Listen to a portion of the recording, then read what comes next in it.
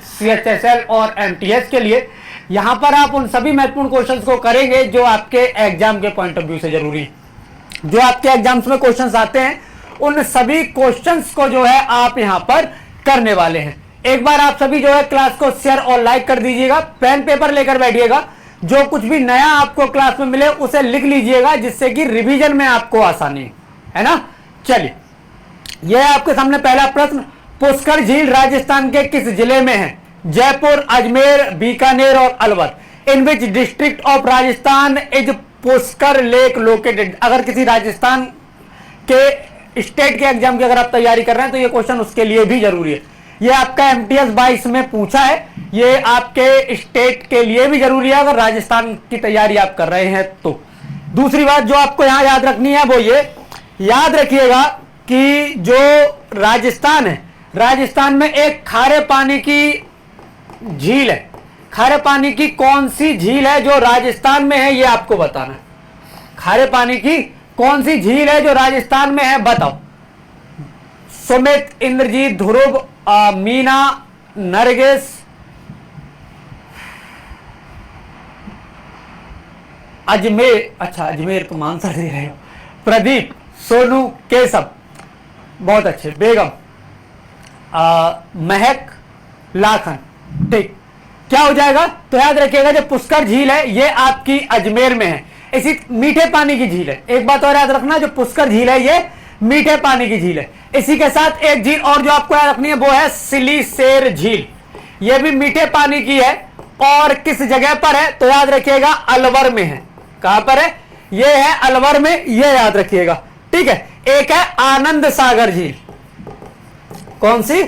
आनंद सागर झील है, ये भी मीठे पानी की झील है और ये कहां पर है? तो याद रखिएगा ये है बांसवाड़ा में। कौन सी जगह? बांसवाड़ा में, ये याद रखिएगा। ठीक है, इसके अलावा एक है गैब सागर झील। कौन सी? गैब सागर झील, ये कहां है? तो याद रखिएगा ये है डूंगरपुर में। किसमें? डूंगरपुर में। ठीक है, और एक है आपकी किशोर सागर झील।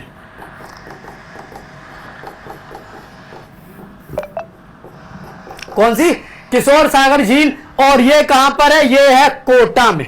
कहां पर है? ये है कोटा में, ये याद रखिएगा। ये तीनों या चारों जो है मीठे पानी की झील है और ये राजस्थान में है, ये याद रखना। ठीक है, अगर मैं बात करूं तो जैसे राजसमंद है, जयसमंद है ना, ये आपकी क्या है? सॉरी, राजसमंद, जयसमंद, सांबर, ये क्या है? ये खारे पानी की झील है। जैसे एक झील जो है आपकी सांबर झील है ना, कहां पर है? राजस्थान में है और खारे पानी की, राजस्थान में है ना। अच्छा, अगला क्वेश्चन है आपका, अलकनंदा नदी भारत में भागीरथी नदी से कहां मिलती है? देवप्रयाग, देहरादून, प्रयागराज या Champawat. Where does Alaknanda river join Bhagirathi river in India? Devprayag, Dehradun, Prayagraj और चंपावत। क्वेश्चन क्या है? क्वेश्चन है आपका दूसरा। क्या हो जाएगा? क्वेश्चन है आपका दूसरा, आपको बताना है इसके लिए सही जवाब क्या होगा। ठीक, चिल्का जो है ये खारे पानी की झील है पर वो राजस्थान में नहीं है ना, है ना, राजस्थान में नहीं है, बल्कि कहां पर है? बल्कि वो उड़ीसा में है। ठीक, कुलदीप, चलो कृष्णा, क्या हो जाएगा? तो याद रखिएगा इसके लिए सही जवाब हो जाएगा आपका देवप्रयाग। देखो टोटल 5 प्रयाग हैं, जैसे कर्ण प्रयाग हो गया, आपका देव प्रयाग हो गया, है ना, इसी तरह से 5 प्रयाग हैं, जैसे एक विष्णु प्रयाग है। कमेंट में लिखकर बताओ कि ये जो 5 प्रयाग हैं ये पांचों प्रयाग के नाम क्या क्या है? देव प्रयाग, विष्णु प्रयाग और कर्ण प्रयाग, ये 3 मैंने बताए, 2 और आपको बताने। ठीक है, प्रयागराज में गंगा, यमुना और सरस्वती, गंगा, यमुना और सरस्वती, ये तीनों मिलती हैं। गंगा, यमुना और सरस्वती ये तीनों कहां मिलती हैं? ये तीनों मिलती हैं प्रयागराज में, ये याद रखना। निम्न में से किसका पीएच मान 0 के निकटतम होता है? इनमें से कौन है जिसका पीएच मान 0 के निकटतम है? अच्छा, कोई एक तत्व या कोई एक मिश्रण बताओ जिसका पीएच मान 14 के नजदीक हो। किसके? लगभग 14 के नजदीक हो। याद रखना जो पीएच पैमाना है ये आपका 0 से 14 तक होता है। इसके बीच में जो 7 आता है, 7 आपका उदासीन विलयन को बताता है। ठीक है, 7 से पहले 0 तक जो है वो अम्लीय है, और आपका 7 से लेकर 14 तक जो है वो क्षारीय है। ठीक है, उदासीन क्या होता है, किसका pH 7 होता है, तो याद रखिएगा pH 7 होता है शुद्ध जल का। किसका? शुद्ध जल का जो pH है ये 7 होता है, ये याद रखिएगा। ठीक है, चलिए बहुत बढ़िया। नंदप्रयाग और आपका ये तो 4 ही हुए ना, एक और है, 5 बताने ना।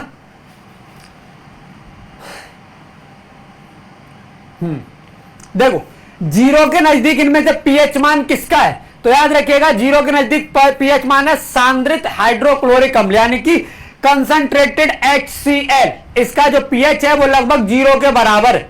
ठीक है, अगर मैं बात करूं आपका 14 के बराबर, तो ये हो जाएगा आपका सोडियम हाइड्रोक्साइड। इसका जो pH है ये 14 के बराबर है।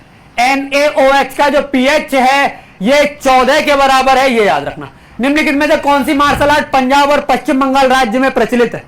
इनमें से कौन सी मार्शल आर्ट है जो पंजाब और पश्चिम बंगाल राज्य में प्रचलित है? लाठी, मर्दानी खेल, कलारी पट्टू और Thangta. Which of the following martial art is prevalent in the state of Punjab and West Bengal? Question क्या है? क्वेश्चन है आपका चौथा, और आपको बताना है इसके लिए सही जवाब क्या होगा। ठीक, बताओ।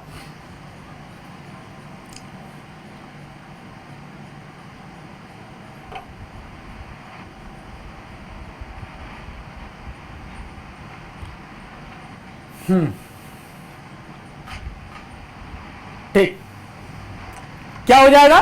तो याद रखिएगा इसके लिए सही जवाब हो जाएगा आपका लाठी।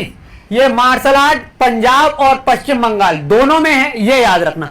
एक मार्शल आर्ट थांगटा भी है ना। कलारी पट्टू भी मार्शल आर्ट है। कलारी पट्टू कहां पर है, ये मतलब किस राज्य का है ये बताना है, और थांगटा जो है ये किस राज्य का है ये बताना है। कलारी पट्टू और थांगटा दोनों किस किस राज्य के हैं ये आपको कमेंट में लिखकर बताना है। बताओ जरा दोनों किस किस राज्य के। ठीक, क्वेश्चन है आपका चौथा।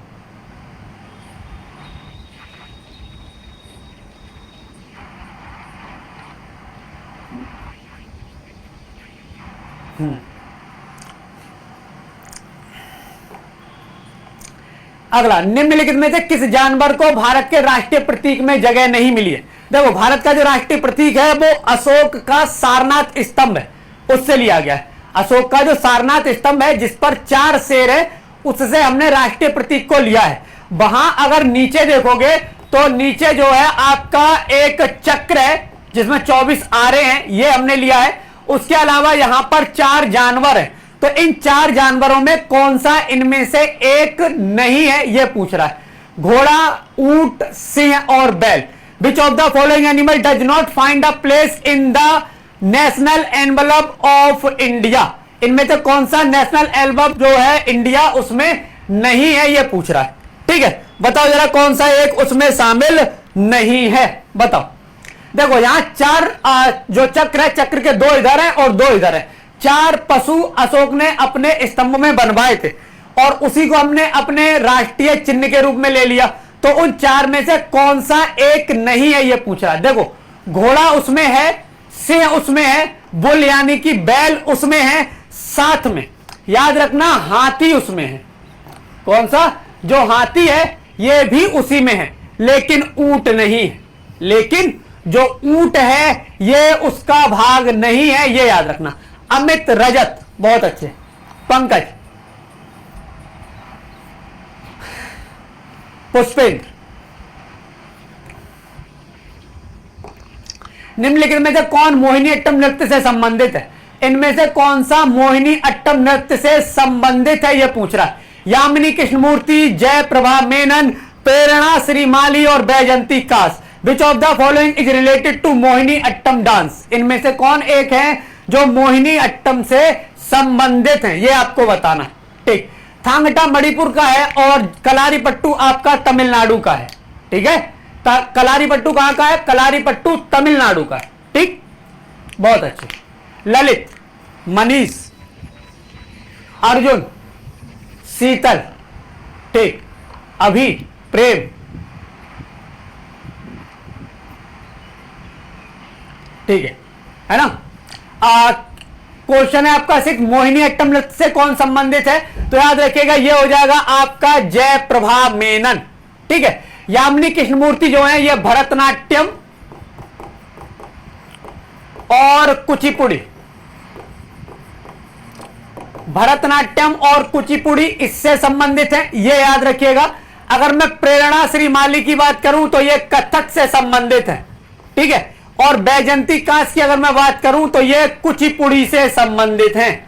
अच्छा, कमेंट में लिखकर बताओ टोटल कितने शास्त्रीय नृत्य हैं? कमेंट में लिखो जो टोटल शास्त्रीय नृत्य हैं वो कितने हैं। ठीक है।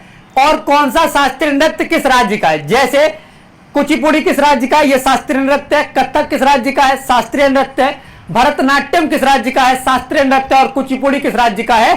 शास्त्रीय नृत्य है। कमेंट में लिखकर बताओ। ठीक है। आगे, निम्नलिखित में से किसने 1993 में उड़ीसा नृत्य विद्यालय सृजन की स्थापना की थी? एक उड़ीसी नृत्य विद्यालय है जिसका नाम है सृजन, है ना। ये किसने इसको स्टार्ट किया था ये पूछ रहा है। कुमकुम मोहंती, रतिकांत महापात्रा, माधवी मुदगल और केलुचरण महापात्रा। याद रखिएगा ये चारों ओडिसी नृत्य से संबंधित हैं। ये चारों जो हैं ओडिसी डांस, ओडिसी नृत्य से संबंधित है। Who among the following establish the Odisha school of dance सृजन इन 1993? बताओ जरा क्या हो जाएगा। ठीक।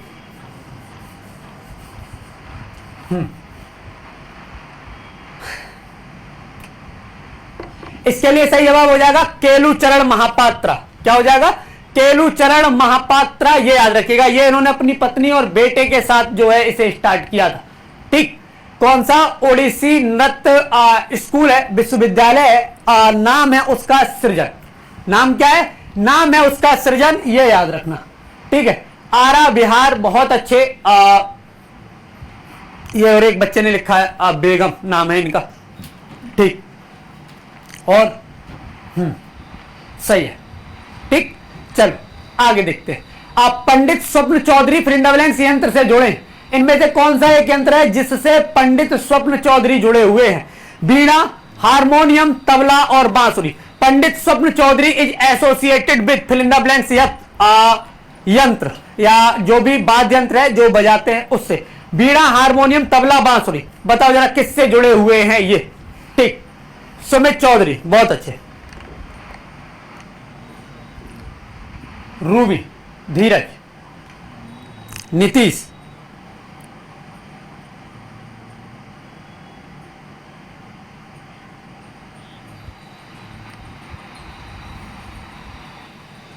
हाँ, क्या हो जाएगा? तो याद रखिएगा इसके लिए सही जवाब हो जाएगा आपका सी यानी कि तबला। क्या हो जाएगा? ये हो जाएगा आपका सी यानी कि तबला। तो ये याद रखिएगा। ठीक है। क्या हो जाएगा? तबला। स्वप्न चौधरी के बारे में याद रखिएगा, इन्हें संगीत नाटक अकादमी पुरस्कार, संगीत नाटक अकादमी जो पुरस्कार है ये कब दिया गया है? ये दिया गया है 1996 में। और इन्हें अगर बात करें पद्मश्री की, किसकी? पद्मश्री की, तो ये इन्हें दिया गया है 2019 में। और ये सवाल है आपका CHSL 2020 का, CHSL 2020 का, ये याद रखना। ठीक है। चलो आगे। निम्न में से कौन सा युग्म गलत है? इनमें से कौन सा एक युग्म है, कौन सा एक जोड़ा है जो गलत है, यह पूछ रहा है। कुमार गंधर्व गिटार वादक थे, जिया मोहिद्दीन डागर रुद्रबिन और से संबंधित मतलब एक है यंत्र। कादरी गोपालन सैक्सोफोन और Bombay Jayashri vocalist. Which of the following pair is wrong? कौन सा पेयर इसमें रॉन्ग है, गलत है? तो याद रखना गंधर्व जो कुमार गंधर्व हैं ये गायक हैं। क्या है? ये गायक है, ये गिटार वादक नहीं है। कौन है? गायक है। ठीक है। कुमार गंधर्व क्या है? कुमार गंधर्व है गायक। ठीक। आगे देखो, मध्य प्रदेश में खजुराहो मंदिर मंदिर वास्तुकला की फिल इन द ब्लैंक शैली का उदाहरण है। इनमें से कौन सी मंदिर जो एक तरह से कहते हैं ना वास्तुकला है उसका उदाहरण है खजुराहो मंदिर? कमेंट में लिखकर बताओ जो खजुराहो मंदिर है ये किन शासकों के द्वारा बनवाए गए हैं? कौन से रूलर, कौन से शासक हैं जिनके द्वारा ये बनवाए गए हैं? The Khajuraho temple in Madhya Pradesh is an example of the style of temple architecture. किस प्रकार के टेम्पल आर्किटेक्चर जो है उसका जो है ये उदाहरण है, एग्जाम्पल है, ये आपसे पूछ रहा है। बताओ जरा किसका है? इंद्रजीत, मोहित, ठीक, कविता, ठीक है, सोनू, खुशबू, हितेश्वर। चलिए क्या हो जाएगा इसमें? तो याद रखिएगा इसमें जो सही जवाब हो जाएगा आपका ये हो जाएगा नागर शैली। कौन सा? ये हो जाएगा आपका नागर शैली। ये याद रखिएगा जो खजुराहो के मंदिर हैं ये यूनेस्को की विश्व विरासत सूची में शामिल है। ये जो खजुराहो मंदिर हैं ये यूनेस्को की विश्व विरासत सूची में स्थित हैं, मतलब उसमें इनको जगह दी गई है, ये याद रखना। और इसे जिन शासकों ने बनवाया है उनका नाम है चंदेल। जिन्होंने इसे बनवाया है उन शासकों का नाम क्या है? वो जो राजा थे, वो जो शासक थे वो थे चंदेल शासक, ये याद रखना। ठीक है, खजुराहो में ही कामुक मूर्तियां हैं, ये याद रखना। ठीक है, आगे मदन मोहन मंदिर, बेसिकली इसका नाम है पूरा श्री राधा मदन मोहन मंदिर। याद रखना कौन सा? श्री राधा मदन मोहन मंदिर एक केंद्रीय संरक्षित स्मारक है। यह भारत के किस राज्य में स्थित है? ठीक है, Himachal Pradesh, Uttarakhand, Uttar Pradesh, Karnataka. Madan Mohan temple is a centrally protected monument. It is located in which state of India? Himachal Pradesh, Uttarakhand, Uttar Pradesh और कर्नाटक। कहां पर है ये आपको बताना है। ठीक,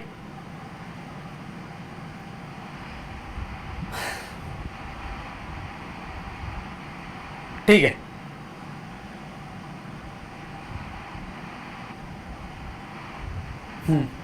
क्या हो जाएगा? तो याद रखिएगा इसके लिए जो सही जवाब है आपका ये हो जाएगा सी, यानी कि उत्तर प्रदेश। और ये है कहां पर? ये है वृंदावन में। कहां पर है? ये है वृंदावन में। याद रखना सैटरडे को, यानी आज कौन सा दिन है? शायद आज है आपका बृहस्पति, है ना, यानी कि कल के बाद परसों सैटरडे को 11 बजे आपकी मैराथन होनी है। मैं कराऊंगा 11 बजे से मॉडर्न इंडिया की। बहुत क्वेश्चन आते हैं आपके मॉडर्न हिस्ट्री से। ठीक है, किससे?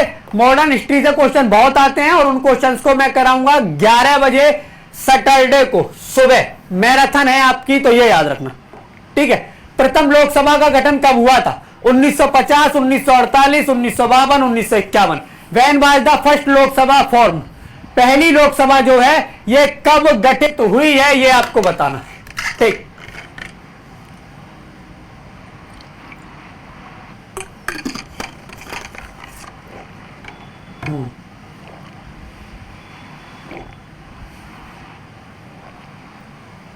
आर्या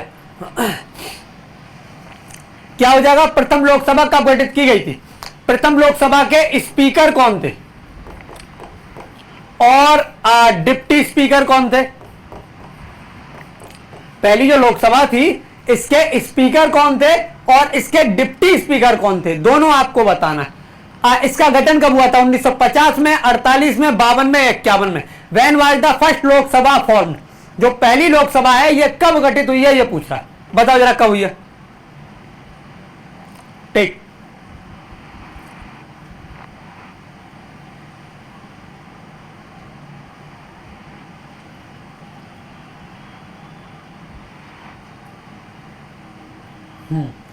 कब गठित हुई है? तो पहली जो लोकसभा है और पहली राज्यसभा दोनों 1952 में, 1 अप्रैल और 1 मई में, है ना, दोनों 1952 में गठित हुई है, ये याद रखना। अगर बात की जाए आपकी स्पीकर की तो ये थे जीबी मावलंकर और ये थे अयंगर, M.A. अयंगर। ठीक है, ये याद रखना। कुछ भी याद रहे ना रहे, सरनेम याद रखना, उससे आप आंसर लगा लोगे। ठीक है, अगर आप सरनेम भी याद रखोगे तो उससे आप आंसर लगा लोगे, ये याद रखना। ठीक है, अगला क्वेश्चन, अध्यादेश की घोषणा करने की शक्ति इनमें से किसके पास है? अध्यादेश को घोषित करने की शक्ति मतलब जब संसद के दोनों सदनों में से कोई एक सदन ना चल रहा हो, है ना, संसद के दोनों सदनों में से जब कोई एक सदन ना चल रहा हो उस समय जो है अध्यादेश लेकर आया जाता है। इनमें से कौन है जो अध्यादेश लेकर आ सकता है? प्रधानमंत्री, राष्ट्रपति, सर्वोच्च न्यायालय के मुख्य न्यायाधीश, रक्षा मंत्री। Who among the following has the power to promulgate ordinance? Prime minister, president, chief justice of supreme court और डिफेंस मिनिस्टर। क्वेश्चन क्या है? क्वेश्चन है आपका 30।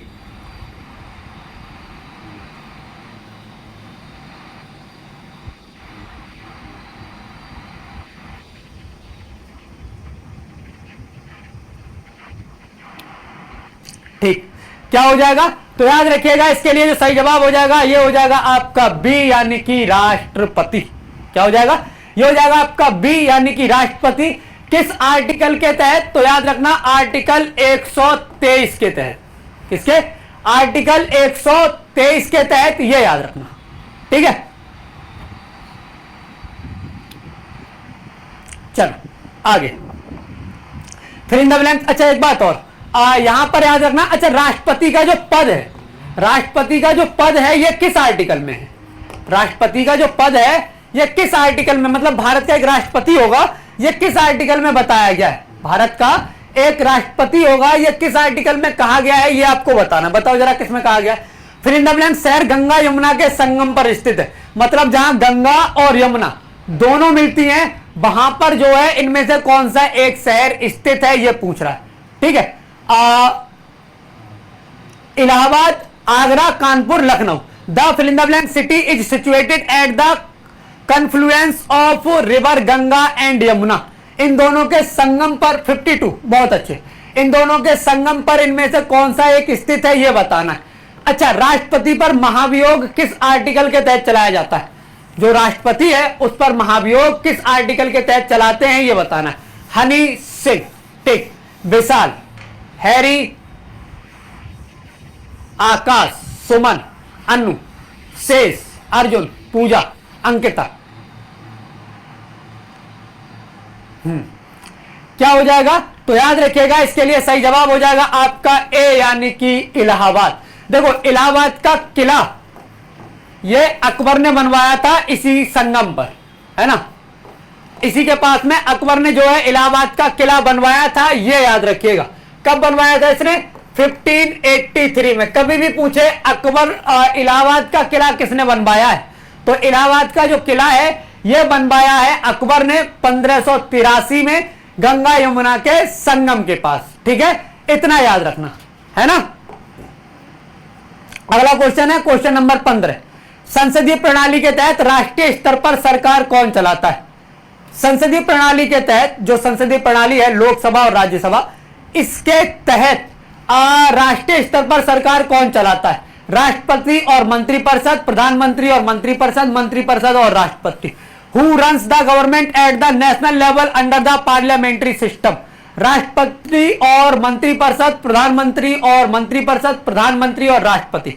बताओ जरा, क्वेश्चन है आपका 50। बढ़िया, क्या हो जाएगा?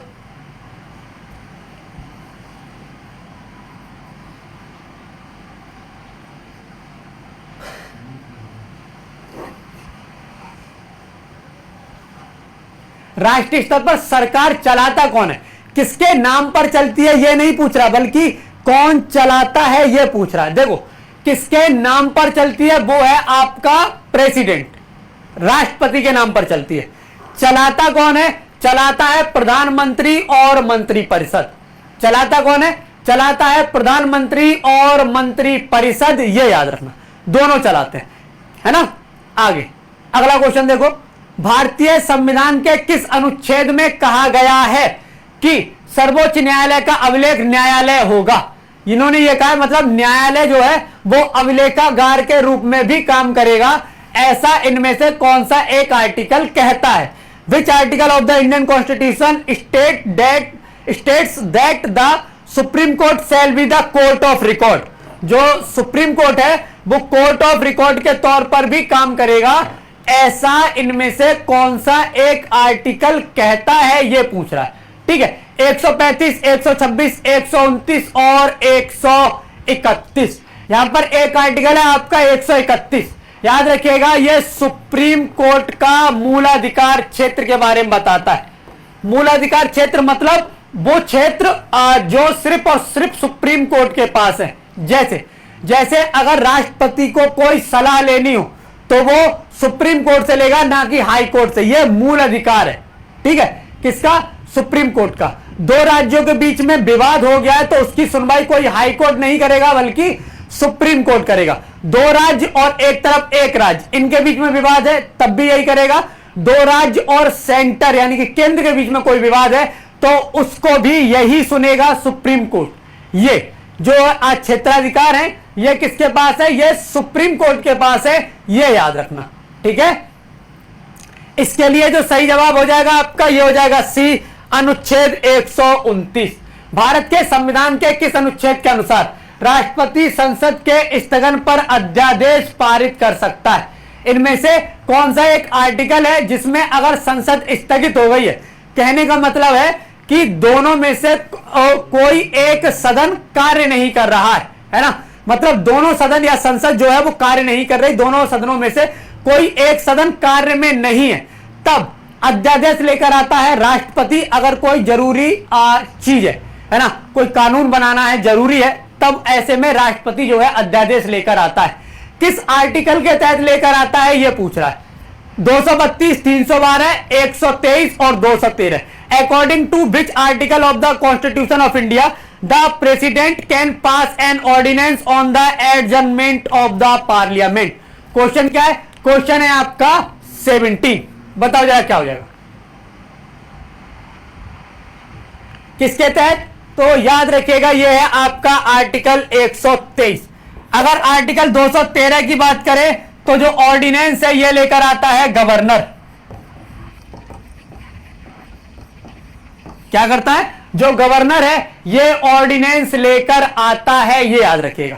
बिपाशा दास बहुत अच्छे, प्रेम, विशाल, ठीक है, संजय बहुत अच्छे, गीतिका, वरुण, अमृता, आरा, भगत, इंद्रजीत बहुत अच्छे, सत्यम, शशिकांत, शशि, ठीक, दीपक।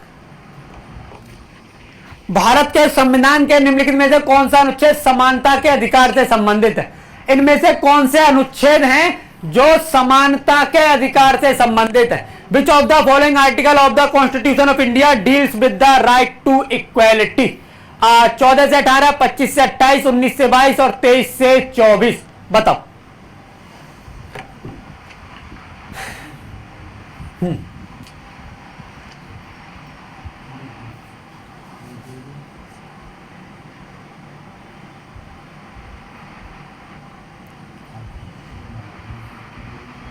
क्या हो जाएगा? तो याद रखिएगा इसके लिए सही जवाब हो जाएगा आपका 14 से 18। आर्टिकल 14 to 18 क्या है? यह है आपका समानता का अधिकार, ठीक है। 25 से 28 है आपकी धर्म की स्वतंत्रता, ठीक है। 19 से 22 क्या है? तो याद रखिएगा यह है आपकी वाक एवं दैहिक स्वतंत्रता,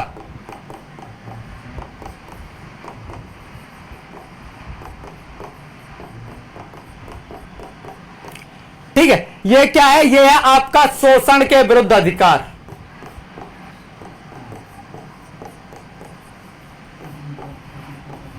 एक संपत्ति का अधिकार भी हुआ करता था, मौलिक अधिकार, लेकिन संपत्ति के अधिकार को हटाकर विधिक अधिकार कर दिया गया किस संविधान संशोधन के द्वारा, है ना? जो आपका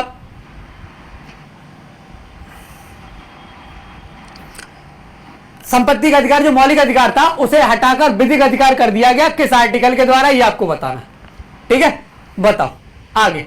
सी राजगोपालाचारी ने निम्नलिखित में से किस राज्य में नमक सत्याग्रह का नेतृत्व किया था? देखो दांडी मार्च हुआ था, उसी को नमक सत्याग्रह भी बोलते हैं, ठीक है।